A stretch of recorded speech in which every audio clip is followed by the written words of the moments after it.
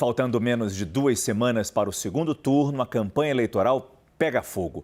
Mas não apenas pela rivalidade dos candidatos, não por causa das viagens intensas e muitas vezes extenuantes feitas pelo Brasil, mas por causa de uma possibilidade de estarmos revivendo tempos em que a censura interferia no que pode ou não ser dito e escrito.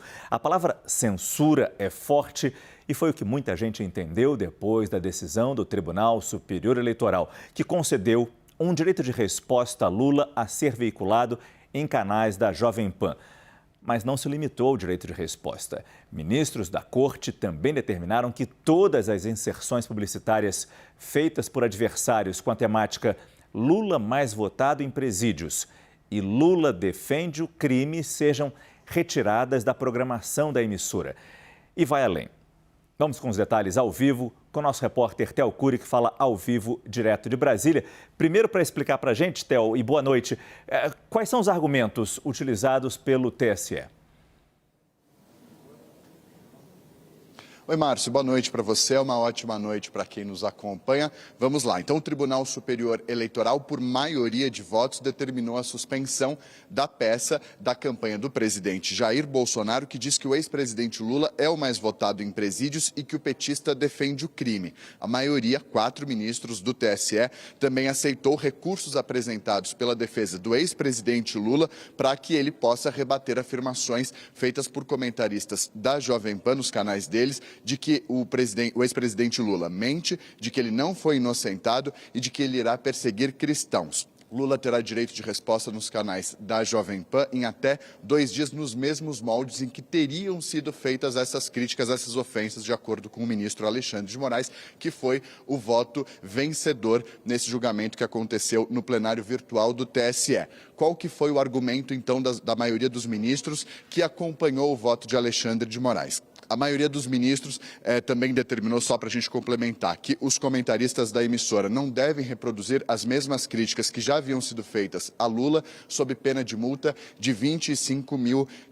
Esse julgamento aconteceu no plenário virtual do TSE, terminou na segunda-feira e o voto, como eu disse, que foi o vencedor, foi o que foi proferido pelo ministro Alexandre de Moraes, que foi acompanhado por outros 3 ministros, aí sim formando maioria de 4 ministros. O que a maioria entendeu respondendo à pergunta feita pelo Márcio? A maioria entendeu ser evidente a veiculação de informação inverídica que tende a desinformar a população sobre os desfechos dos processos criminais envolvendo o ex-presidente Lula. Os ministros também concordaram, na maioria, esses 4 ministros, que se trata de um cenário sombrio e gravíssimo, que reforça comportamentos tendenciosos de fake news e desinformação, o que, na avaliação desses 4 ministros que formaram a maioria, deve ser rechaçado, dado o potencial lesivo do uso dessa técnica dentro do campo político eleitoral. A maioria entendeu que as manifestações dos comentaristas da emissora envolvem grave descontextualização e manipulação do conteúdo e extrapolam os limites da livre manifestação de pensamento, autorizando uma intervenção do Tribunal Superior Eleitoral nesse assunto. TSE, que, de acordo com o ministro Alexandre de Moraes, no voto dele, que acabou sendo o vencedor nesse julgamento, é o responsável por garantir a integridade e a legitimidade das eleições. Para a gente mostrar o outro lado nesse julgamento. Foi 4-3, os 3 últimos votos foram da relatora do caso, a ministra Maria Cláudia Buchianeri, que foi acompanhada dos ministros Raul Araújo e Sérgio Banhos. Na avaliação deles, que acompanharam Maria Cláudia, ela havia rejeitado esses direitos de resposta ao ex-presidente Lula e acabou sendo acompanhada por esses 2 ministros, os 3 acabaram sendo vencidos. Qual que foi o entendimento da minoria nesse julgamento? Eles entenderam que, apesar de grosseiras e rudes, as falas dos comentaristas da Jovem Pan são típicas críticas políticas também inseridas na liberdade jornalística e no livre debate político. Para esses ministros, esses 3 ministros que acabaram derrotados no julgamento que terminou na segunda-feira, essas falas feitas pelos comentaristas da emissora devem ser neutralizadas e respondidas dentro do próprio ambiente político, sem a intervenção do Poder Judiciário, por meio do Tribunal Superior Eleitoral, que, na avaliação desses 3 ministros, deve se pautar pelo minimalismo judicial. Esse foi o resultado do julgamento que aconteceu no plenário virtual do Tribunal Superior Eleitoral, um resultado final de 4-3, acolhendo os pedidos feitos pelo ex-presidente Luiz Inácio Lula da Silva. Eu volto com vocês. Muito obrigado, Théo Cury, que falou com a gente ao vivo de Brasília. A Associação Brasileira das Emissoras de Rádio e Televisão, a ABERT, considera preocupante a escalada de decisões judiciais que interferem na programação das emissoras com o cerceamento da livre circulação de conteúdos jornalísticos, ideias e opiniões. As restrições estabelecidas pela legislação eleitoral não podem servir de instrumento para a relativização dos conceitos de liberdade de imprensa e de expressão, princípios de nossa democracia e do Estado de Direito. Ao renovar sua confiança na Justiça Eleitoral, a ABERT ressalta que a liberdade de imprensa é uma garantia para o exercício do jornalismo profissional e do direito do cidadão de ser informado. Quem também se manifestou foi a Associação Brasileira de Rádio e Televisão, Abratel. Numa nota, a Abratel reitera a preocupação com os atos que atingem o trabalho da livre imprensa e afirma que a decisão atinge a todo o setor de radiodifusão. A Abratel acredita ainda que qualquer decisão a ser tomada sobre esse tema seja sempre em consonância com a preservação da liberdade de imprensa e do Estado democrático e de direito. E espera que as instituições respeitem a história dos veículos de comunicação profissionais sediados no nosso país. A CNN Brasil reitera sua defesa irrestrita da democracia e repudia, portanto, qualquer tipo de censura à liberdade de imprensa e de expressão. Esse é o nosso primeiro tema aqui no nosso programa hoje. Eu começo com você, Raquel, porque ontem a gente falava muito daquela decisão onde bloqueou-se a monetização a alguns veículos bolsonaristas. E eu lembro que você particularmente elogiou muito, pelas suas fontes, pelo que você ouviu das suas fontes, elogiou muito aquela decisão bem tomada, bem pensada. De alguma forma, ela combina com essa decisão de hoje do mesmo TSE? Boa noite, Márcio. Boa noite a todos. Nós estamos navegando em águas turvas, então por isso a gente precisa analisar sempre caso a caso.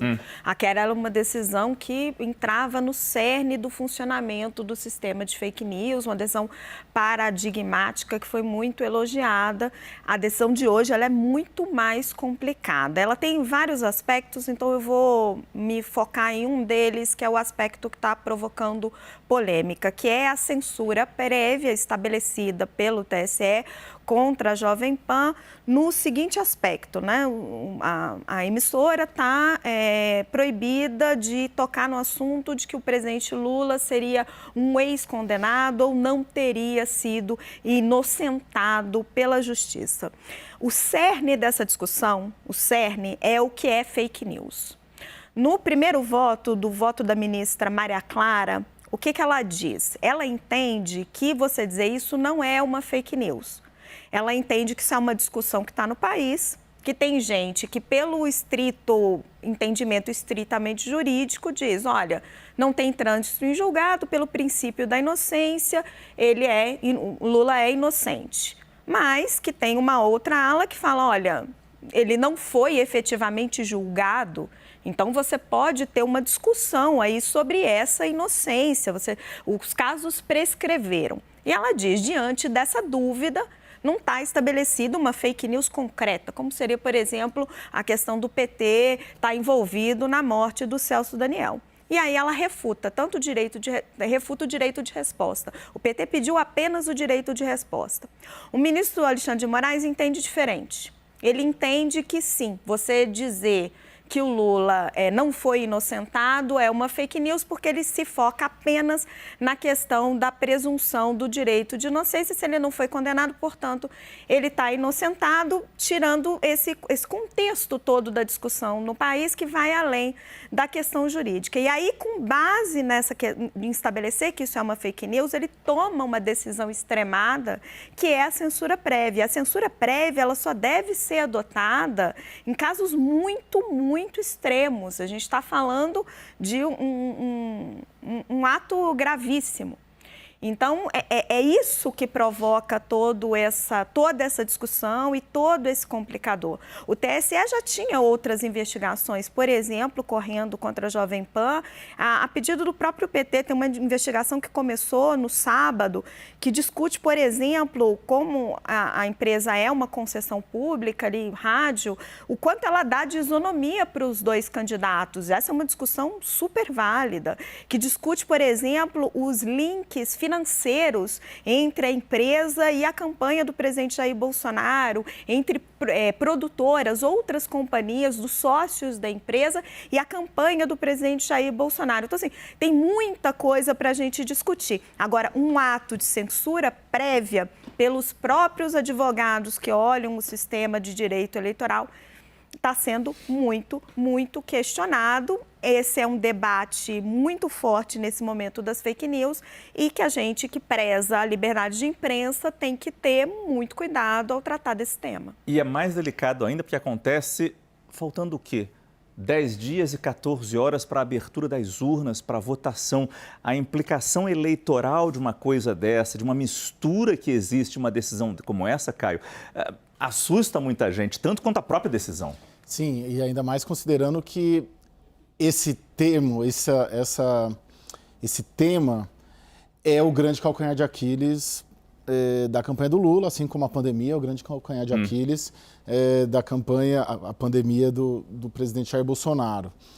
Você disse que o cerne é o que é fake news, e eu concordo, mas talvez o cerne seja o que é um crime transitado em julgado ou não, também, né? Entrar essa discussão, porque a decisão, ela debate isso, né? Até que ponto, então, é só quando for o último recurso, acabou, você não pode usar isso como narrativa política, né? E a questão do ex-presidente Lula ser condenado, não ser condenado, ficou preso, merecia, não merecia, ela é uma questão da vida política brasileira dos últimos anos.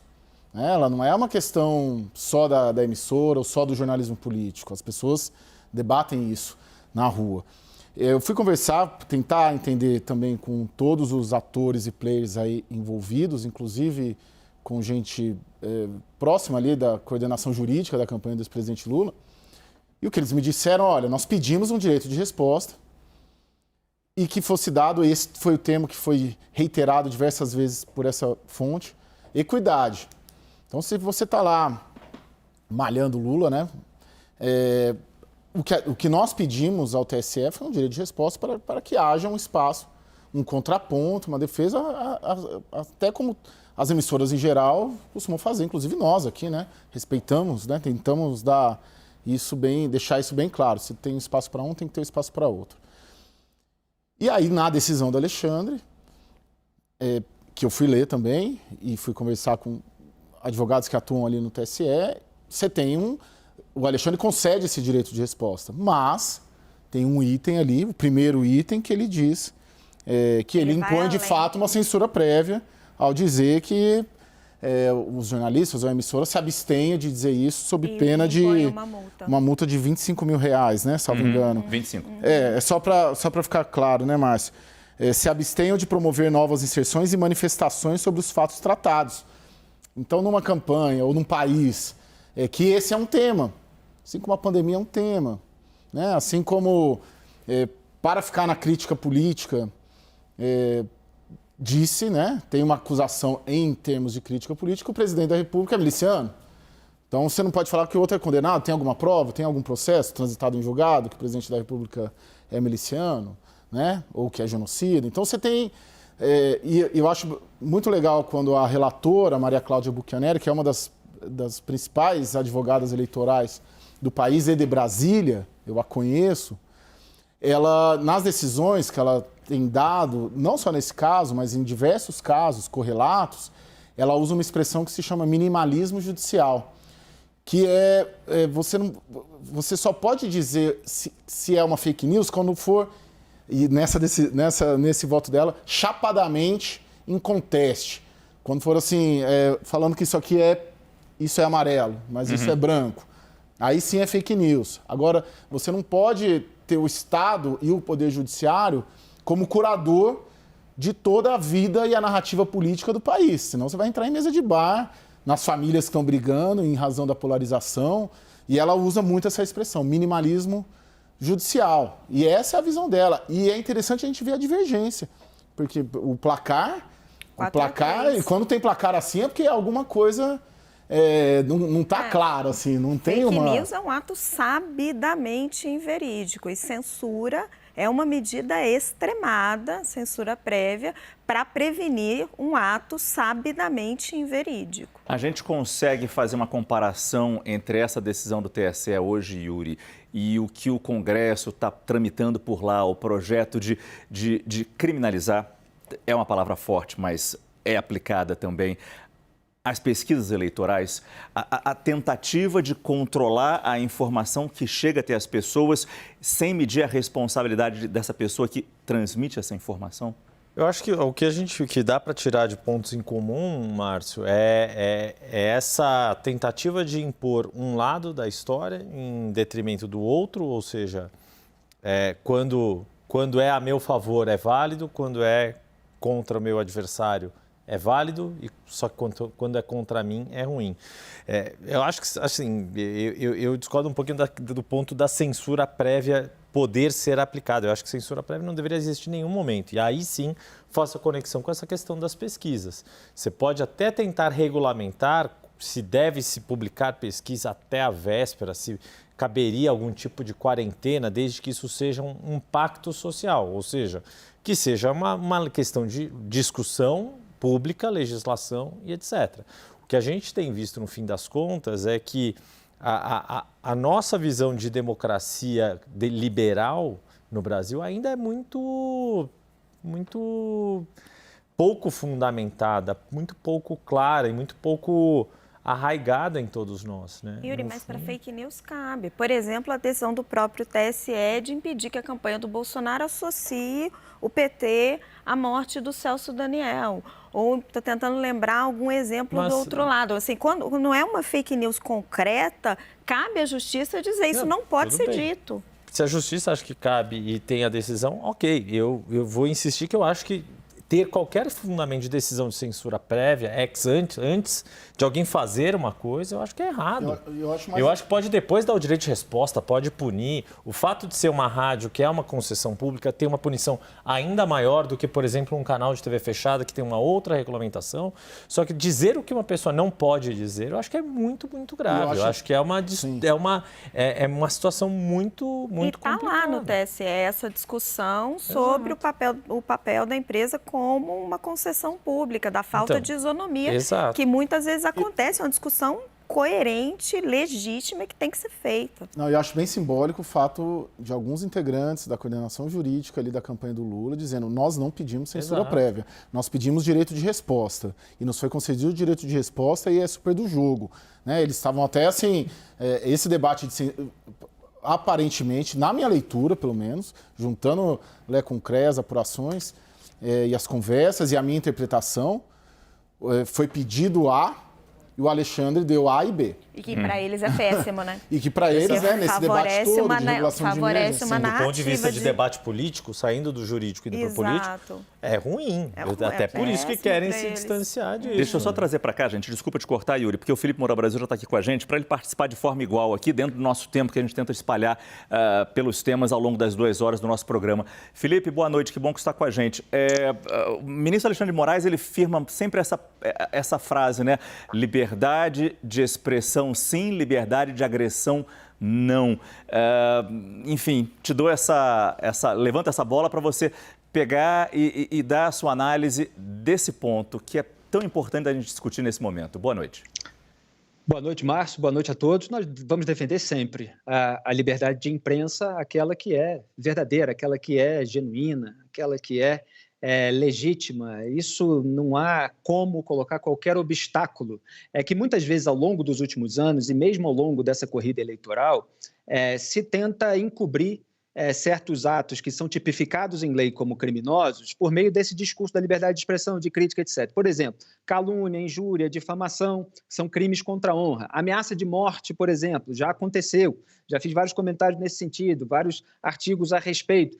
Isso é outra coisa. que muitas vezes fora, inclusive, da corrida eleitoral, é tratado pela justiça comum, então se entra com processos a respeito disso. Agora, a censura em cima de algo que está sendo discutido há muito tempo, sobre o que eu já comentei também diversas vezes, é completamente absurdo, descabida. A decisão inicial da ministra, ela foi, o voto, né, inicial, absolutamente perfeito, e depois houve o voto divergente e essa formação de uma maioria bastante acirrada. Então, já foi citado aí no estúdio, e eu repito, que a mensagem, para ser qualificada como sabidamente inverídica, deve conter inverdade flagrante que não apresente controvérsias. Não é o caso. O que se discute é justamente a forma de expressão para aquilo que aconteceu no processo envolvendo o Lula. É claro que, juridicamente, ele tem um status genérico de inocência. Agora, o que foi feito na mais alta corte do país foi inocentá-lo, foi absolvê-lo? O que foi feito pela Justiça Federal de Brasília, para onde foi encaminhado o processo, depois que o STF declarou a incompetência da Vara Federal de Curitiba e o juiz de primeira instância suspeito. Isso foi inocentar, foi absolver? É isso que está em discussão. E você dizer que ele não foi inocentado, não foi absolvido, sempre foi, na minha visão, um argumento absolutamente legítimo, em razão do fato de que, no caso do triplex do Guarujá, o Lula foi condenado em primeira instância pelo juiz Sérgio Moro, há 15 meses da eleição, não foi nada na véspera, né? Recebeu lá as provas dos investigadores, acolheu a denúncia, houve toda aquela fase e resolveu condenar. Teve por unanimidade a condenação na segunda instância no TRF4, 3 desembargadores, cujos nomes as pessoas não costumam lembrar porque o PT gosta de individualizar na figura do Sérgio Moro todo o problema. Depois houve a manutenção da condenação no Superior Tribunal de Justiça, numa turma ali com até 5 ministros. E aí foi para o Supremo Tribunal Federal, que decidiu contrariamente àquilo que o STJ já tinha decidido antes sobre a competência da Vara Federal de Curitiba. E o processo, quando foi para Brasília, ele foi extinto em razão de prescrição por término do transcurso do prazo legal para o Estado punir o réu, e isso em razão do fato de que o prazo de prescrição diminui quando o réu já tem mais de 60 anos, de 70 anos, que era o caso do Lula. Então, assim, a circunstância não foi de análise das provas para averiguar que o conjunto probatório foi insuficiente. Houve uma anulação daquilo que foi feito antes, um recuo a uma fase inicial e aí uma decisão de extinção por prescrição. Então, assim, é totalmente discutível a forma de você expressar isso. É totalmente aceitável que se argumente que seja impreciso, para dizer o mínimo, que ele não foi inocentado, que ele não foi absolvido. E que se proíba esse tipo de discussão quando ela é feita, inclusive no terreno jurídico, e inclusive na própria corte. Isso que é o mais absurdo de tudo, inclusive na própria corte que decidiu pela proibição e pela censura prévia da argumentação.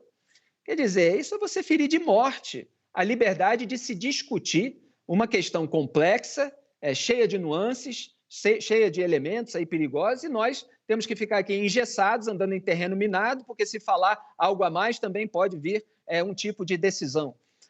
Você engessa o debate e, claro, em termos políticos e eleitorais, você dá uma munição para o bolsonarismo que está apontando o telhado de vidro do candidato oposto e uma certa perseguição judicial, um certo duplo padrão nesse tipo de decisão, uma politização da corte para dar a vitória ao outro lado, e o fato também, que não é matéria de discussão, que o Lula já propôs diversas vezes a regulação da mídia. E aí se junta essa confluência de que o Lula propôs regulação da mídia. Por isso que o Caio Junqueira bem falou que a campanha petista está até se defendendo já da acusação de ter censurado. Não, nós só pedimos um direito de resposta para responder esse ponto. Não censuramos ninguém. Isso foi decisão do tribunal, porque pega muito mal, de fato, para os petistas esse tipo de patrulha a esse ponto.